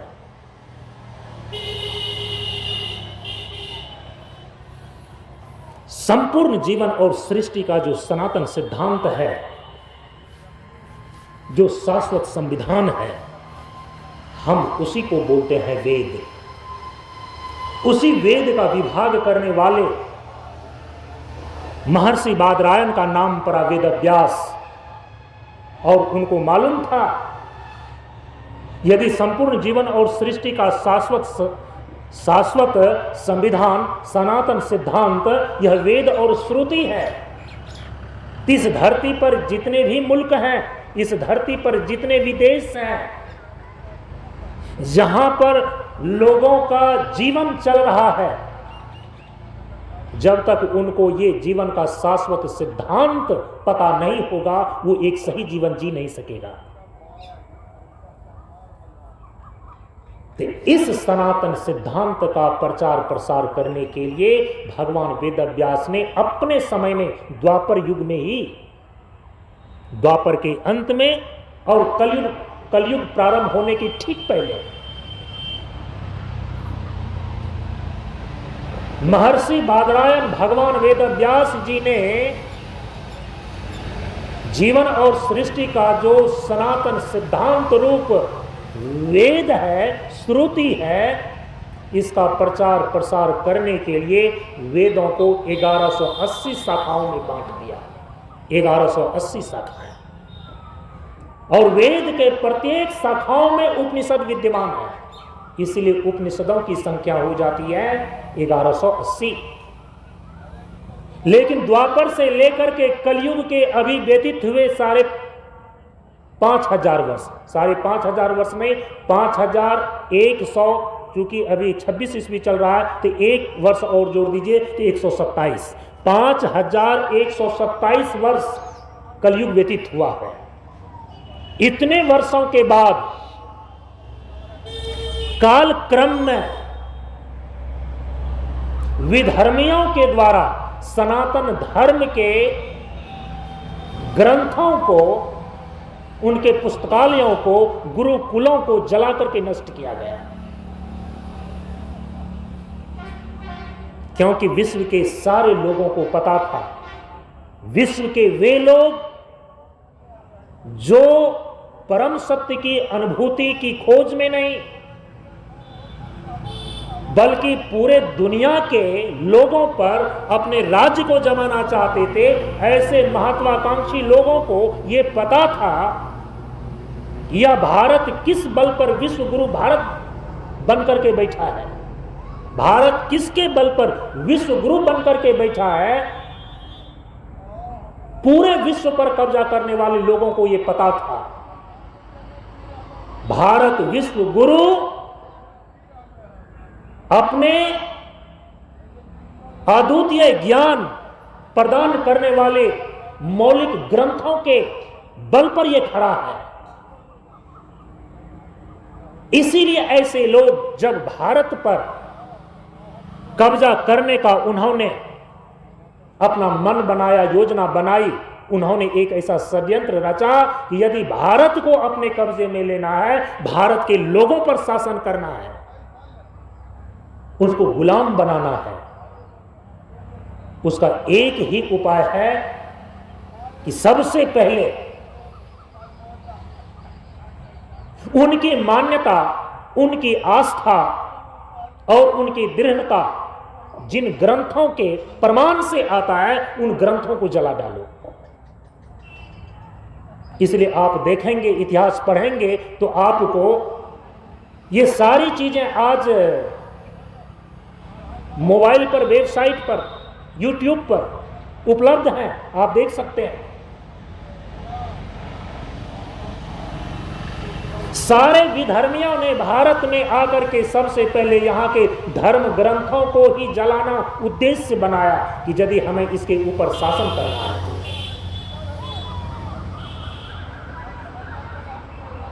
गुरुकुलों को जलाया गया, पुस्तकालयों को जलाया गया, धर्म ग्रंथों को जलाया गया और इस अग्निकांड में बहुत सारे सनातन धर्म के ग्रंथ जो थे वो नष्ट हो गए। 1180 उपनिषद में अभी वर्तमान में आपको 108 उपनिषद मिल जाएंगे, बाकी सारे उपनिषद विलुप्त हो गए हैं। उपनिषद वह अद्वितीय ज्ञान का भंडार जिसमें जीवन के आध्यात्मिक तत्वों का निरूपण किया गया था तत्वदर्शी महापुरुषों के द्वारा। वेद का जो ज्ञान कांड है हम उसी को उपनिषद बोलते हैं, जिसमें जीव के स्वरूप के विषय में, ईश्वर के स्वरूप के विषय में, ब्रह्म के स्वरूप के विषय में, जीवन के परम लक्ष्य मोक्ष को प्राप्त करने के विषय में विस्तार से वर्णन किया गया है, निरूपण किया गया है। वेद के ऐसे भाग को हम उपनिषद बोलते हैं। कुल 1180 उपनिषद थे, जिसमें कि अभी मात्र 108 और ज्यादा से ज्यादा पूरे भारतवर्ष के प्राचीन लाइब्रेरी को यदि छांक करके भी ऊपर किया जाएगा तो 200 उपनिषद से अधिक उपनिषद उपलब्ध नहीं होते हैं।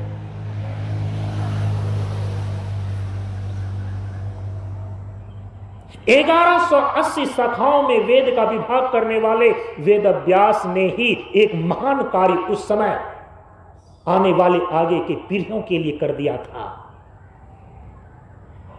इसलिए आज भी हम सनातन धर्म के अंदर गुरु पूर्णिमा के रूप में यदि हम गुरु के रूप में किसी एक महापुरुष को सनातन धर्म की परंपरा के अंदर पूजते हैं, वो भगवान वेदव्यास जी ही है। गुरु पूर्णिमा के दिन हम गुरु परंपरा में सनातन धर्म के अंदर भगवान वेदव्यास को ही केंद्र में रख करके व्यास पूजा की जाती है, गुरु के रूप में उसकी पूजा की जाती है। क्योंकि सनातन धर्म के जितने भी ग्रंथ अभी आपको उपलब्ध हैं, ये भगवान वेदव्यास की ही देन है। लिखित रूप में जो वेद के मंत्र अभी आपको उपलब्ध हैं, उसको लिखित किसने किया? भगवान वेदव्यास ने। वेद और श्रुति के जो मिले जुले इकट्ठे मंत्र थे, उन सारे मंत्रों का विभाग किसने किया? भगवान वेदव्यास ने।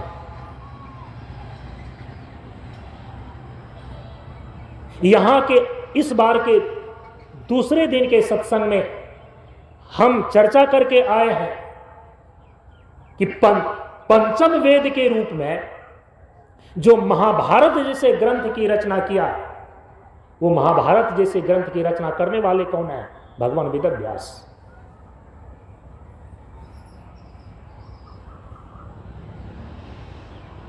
वैदिक सिद्धांतों को प्रतीकात्मक और कथात्मक शैली में बताने के लिए विस्तार से पुराणों की रचना करने वाले कौन महापुरुष हैं? भगवान वेदव्यास, जिन्होंने 18 प्रकार के पुराणों की रचना किया है। इसलिए सनातन धर्म में यदि किन्हीं एक महापुरुष को यदि चुनना हो, चयन करना हो, जिनको पकड़ लेने से सनातन धर्म के सभी कुछ उनके अंदर आ जाते हैं, और जिनको छोड़ देने से, जिनको निकाल देने से सनातन धर्म के सभी ग्रंथ बाहर हो जाते हैं, वैसे एक और अद्वितीय महापुरुष के रूप में महर्षि बादरायण भगवान वेदव्यास की ही प्रतिष्ठा है। वे जानते थे कि आने वाले समय में ये जो जीवन और सृष्टि का मौलिक सिद्धांत स्वरूप वेद और श्रुति है, इसमें जो ज्ञान कांड के रूप में उपनिषद है, इनके प्रचार प्रसार के लिए जो मैंने वेद की 1180 शाखाएं बना करके 1180 उपनिषद वेद के प्रत्येक शाखाओं में प्रतिष्ठित किया है, आने वाले समय में सत्य की खोज करने वाले कम लोग होंगे, लेकिन दुनिया पर विजय प्राप्त करने वाले महत्वाकांक्षी लोग अधिक होंगे। ऐसी परिस्थिति में ऐसे विधर्मी के द्वारा ग्रंथों को नष्ट किया जाएगा। इतना विस्तार जो सनातन धर्म का ग्रंथ का भंडार है, इसमें क्षति पहुंचाई जाएगी। इसीलिए उन 1180 उपनिषदों का सार सिद्धांत रूप में भगवान वेदव्यास ने अपने समय में एक ग्रंथ लिख डाला, जिसमें कि 1180 उपनिषदों का सार सर्वस्व सिद्धांत आ गया है, और उस ग्रंथ का नाम है ब्रह्मसूत्र।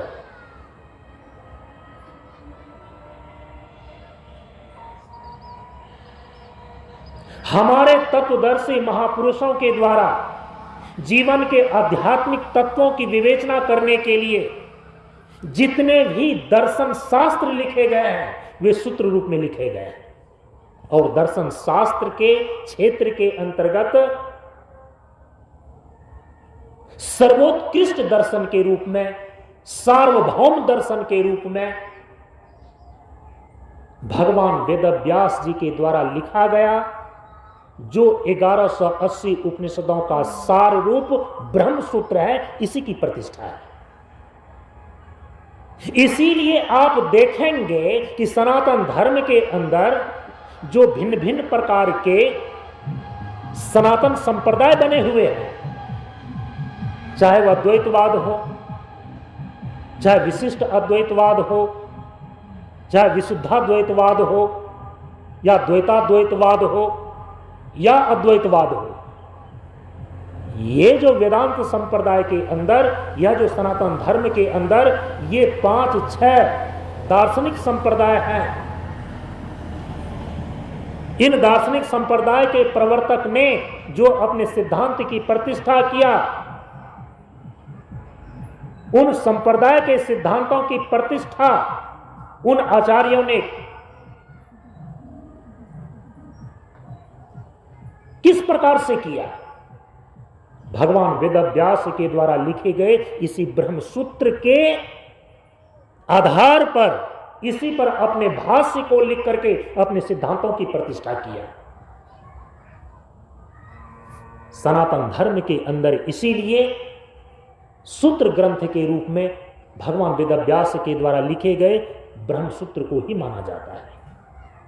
यदि इस एक ब्रह्मसूत्र ग्रंथ को आपने पकड़ लिया तो समझिए कि संपूर्ण श्रुतियों का तात्पर्य आपके हाथ में आ गया, संपूर्ण वेदों का सार आपके हाथ में आ गया। और उस ब्रह्मसूत्र के अंदर भगवान वेदव्यास ने 555 सूत्र लिख करके उनको 4 पाद में विभाजित किया है, 4 अध्याय में रखा है, और प्रत्येक अध्याय के अंदर 4-4 पाद हैं, तो 16 पाद हो गए। ब्रह्मसूत्र, यह जो ग्रंथ भगवान वेदव्यास जी के द्वारा लिखा गया है, यह है क्या? 1180 उपनिषदों का सार। और ये 1180 उपनिषद हैं कहां? वेद के अंदर जो ज्ञान कांड के रूप में है, उसी को उपनिषद कहा जाता है। 1180 उपनिषद अभी उपलब्ध होते नहीं हैं, लेकिन जिस समय 1180 उपनिषद उपलब्ध थे, उन्हीं 1180 उपनिषदों का सार रूप, उनका सारांश रूप 555 सूत्र लिख करके भगवान वेदव्यास ने ब्रह्मसूत्र नामक ग्रंथ की रचना किया, और वो अभी भी विद्यमान है। इसीलिए 1180 उपनिषद आज भले ही विलुप्त हो गए हो, आज वो नहीं है, लेकिन 1180 उपनिषदों का जो सार और सारांश रूप ब्रह्मसूत्र है, वो आज भी उपलब्ध है। गीता प्रेस के द्वारा वह प्रकाशित है।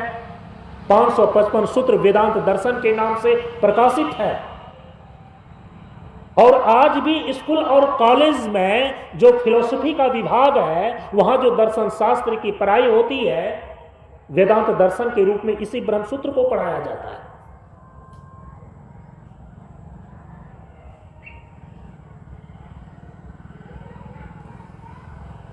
यह जो ब्रह्मसूत्र है, दर्शन शास्त्र के क्षेत्र में वैदिक षड दर्शनों के अंदर यह सर्वोत्कृष्ट दर्शन माना जाता है, क्योंकि यह उपनिषदों का सार है।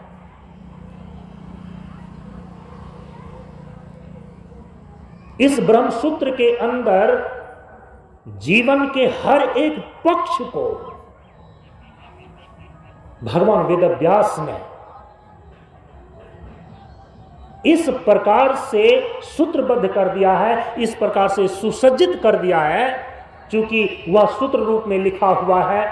यदि आप ऐसे सीधे पढ़ें, वो समझ में आपको नहीं आएगा, इसीलिए उस पर भाष्य लिखने की जरूरत पड़ती है। तो आदि शंकराचार्य जी ने ये महान कार्य किया कि जो भगवान वेदव्यास ने 1180 उपनिषदों का सार सारांश रूप ब्रह्मसूत्र लिखा, उसी ब्रह्मसूत्र पर भाष्य लिखा। इसको हम बोलते हैं दूसरा प्रस्थान, सूत्र प्रस्थान। वैदिक षड दर्शन के अंदर जितने भी दर्शन हैं, चाहे वह मीमांसा दर्शन हो, न्याय दर्शन हो, वैशेषिक दर्शन हो, सांख्य दर्शन हो, योग दर्शन हो, और ब्रह्मसूत्र के रूप में ये वेदांत दर्शन हो, सभी दर्शन सूत्र रूप में लिखे गए हैं, संस्कृत में लिखे गए हैं। सूत्र का अर्थ ही होता है अल्पाक्षरम असंदिग्धम सूचयति इति सूत्रम, जो बहुत ही कम शब्दों में, थोड़े से शब्दों में, लेकिन असंदिग्ध तात्पर्य को बताया गया हो, सूचित किया गया हो, हम उसको बोलते हैं सूत्र। जैसे कि आप देखते हैं कि विशाल ये वृक्ष है, लेकिन इस विशाल वृक्ष का एक छोटा सा बीज होता है, जिसमें पूरा का पूरा विशाल वृक्ष समाया हुआ होता है। लेकिन जब तक वह बीज अवस्था में है, तो विशाल वृक्ष उसके अंदर है, लेकिन वो प्रकट नहीं हुआ है। उसको प्रकट होने के लिए, बीज से वृक्ष होने के लिए एक प्रोसेस की आवश्यकता है। वह बीज धरती के अंदर जाएगा, खाद पानी पड़ेगा, अंकुरित होएगा, संरक्षण पा करके वो पौधा का रूप लेकर के फिर विशाल वृक्ष बनेगा।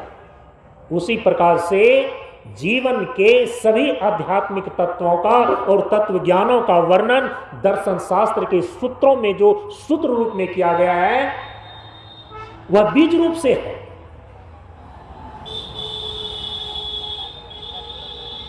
लेकिन उसके अंदर, उस सूत्र में जो आपके जीवन का ज्ञान का भंडार छिपा हुआ है, उसको प्रकट करने के लिए उस सूत्र पर भाष्य लिखने की आवश्यकता पड़ी, टीका लिखने की आवश्यकता पड़ी, वृत्ति लिखने की आवश्यकता पड़ी। नहीं तो आप उस सूत्र को ऐसे सीधे यदि कहीं भी आपको वो ग्रंथ उपलब्ध हो, उठा करके आप देखिए, कुछ भी आपको समझ में नहीं आएगा। भगवान आदि शंकराचार्य जी ने जो भाष्य लिखा, उनके भाष्य को प्रस्थान त्रयी भाष्य कहा जाता है। प्रस्थान त्रयी में सबसे पहला प्रस्थान है श्रुति प्रस्थान। और श्रुति का मतलब क्या होता है? श्रुति माने वेद। और वेद के जिस भाग पर भगवान आदि शंकराचार्य जी के द्वारा भाष्य लिखा गया है, वे हैं वेद के ज्ञान कांड उपनिषद पर भाष्य।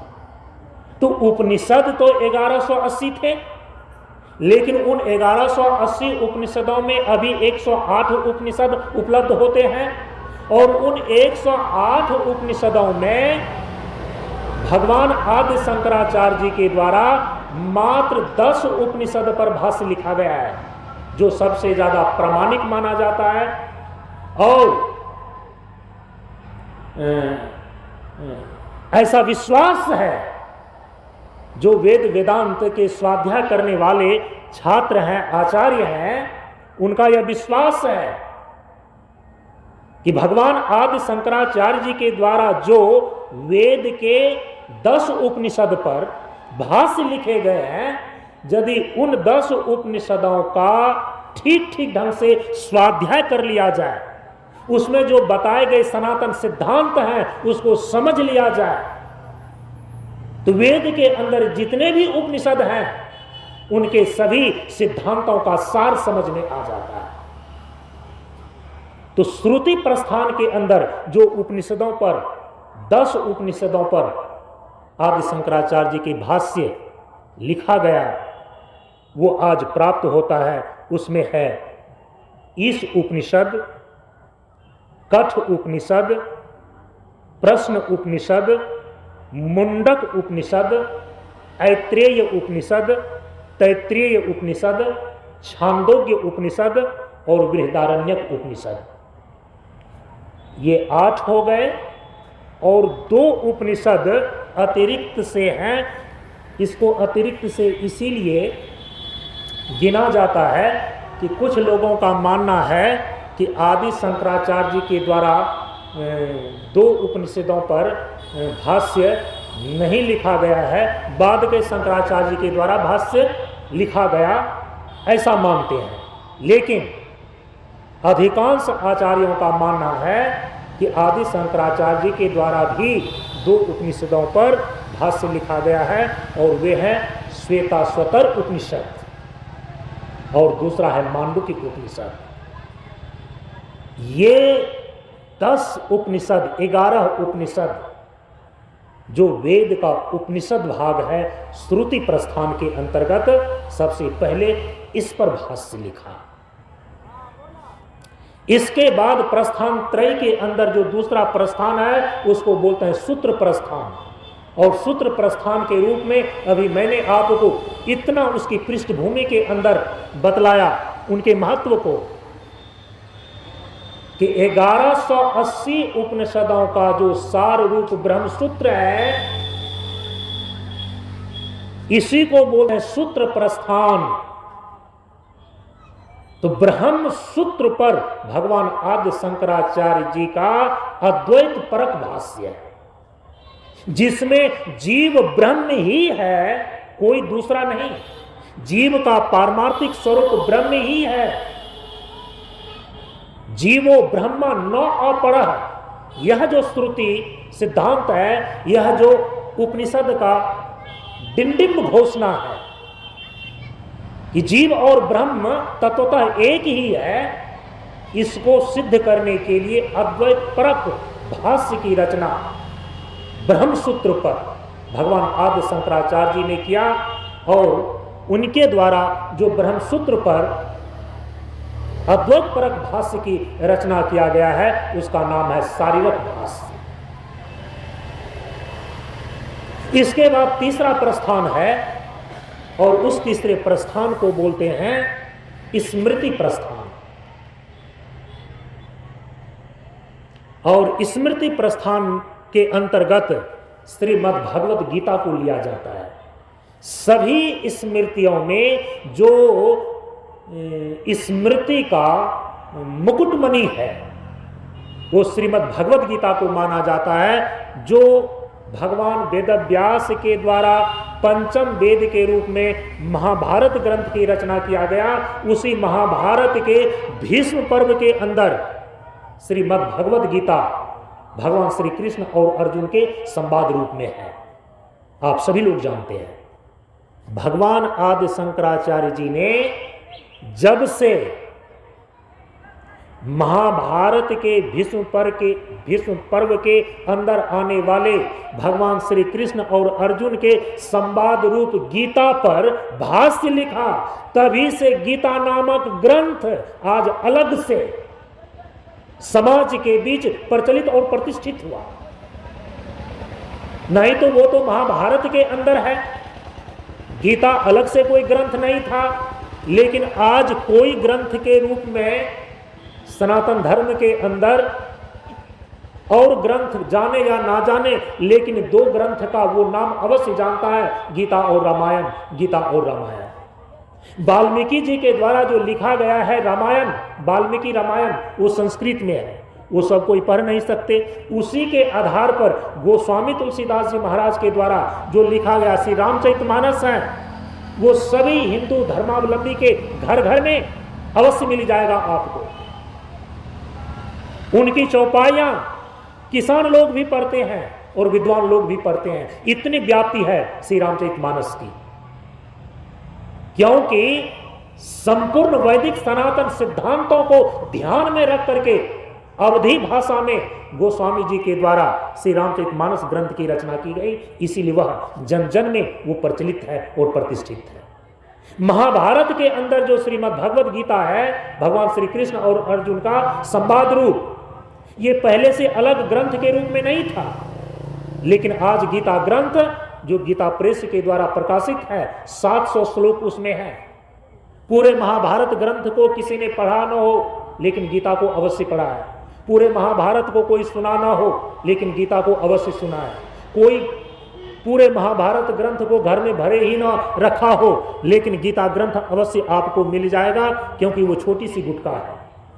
तो भगवान आदि शंकराचार्य जी ने जब से गीता पर भाष्य लिखा ना, तब महाभारत से निकल करके गीता एक स्वतंत्र ग्रंथ के रूप में समाज के बीच प्रतिष्ठित हो गया। हम इसको बोलते हैं स्मृति प्रस्थान। तो भगवान आदि शंकराचार्य जी के द्वारा सनातन धर्म की पुनर्स्थापना के लिए जो सबसे पहला महान कार्य संपादित किया गया, वो हुआ प्रस्थान त्रय पर भाष्य लिखना। प्रस्थान त्रय में सबसे पहला प्रस्थान है श्रुति प्रस्थान, जिसमें श्रुति अथवा वेद के 10 उपनिषदों पर भगवान आदि शंकराचार्य जी ने भाष्य लिखा। और ऐसा भाष्य उन्होंने लिखा श्रुति सिद्धांत को स्थापित करने के लिए, कि जिसके विषय में मैंने आपको कुछ देर पहले पढ़ करके बताया कि सनातन धर्म की परंपरा में अद्वैत वेदांत दर्शन के इतिहास में आदि शंकराचार्य ही वह प्रथम महामनीषी हैं जिन्होंने प्रस्थान त्रय पर अद्वैत सिद्धांत के अनुसार युग परिवर्तनकारी भाष्य लिखकर आने वाली सहस्राब्दियों में सुधी जनमानस पर अपनी ज्ञान गरिमा का आतंक जमा दिया है। ऐसा अद्वैत सिद्धांत परक प्रांजल और गंभीर भाषा में भगवान आदि शंकराचार्य जी के द्वारा भाष्य लिखा गया है, जिसका तोड़ निकाल करके आज तक किसी ने नहीं निकाल पाया है। ये सबसे पहला महान कार्य किया।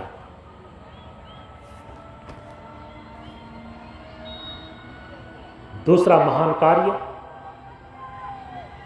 सनातन धर्म की स्थापना करने में जो आदि शंकराचार्य जी के द्वारा हुआ है, वो है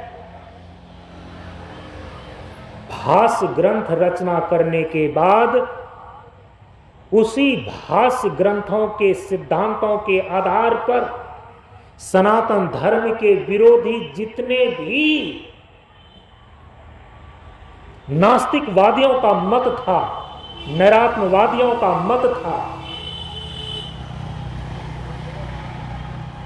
निरीश्वरवादियों का मत था, उन सभी लोगों को शास्त्रार्थ करके पराजित करने का काम किया।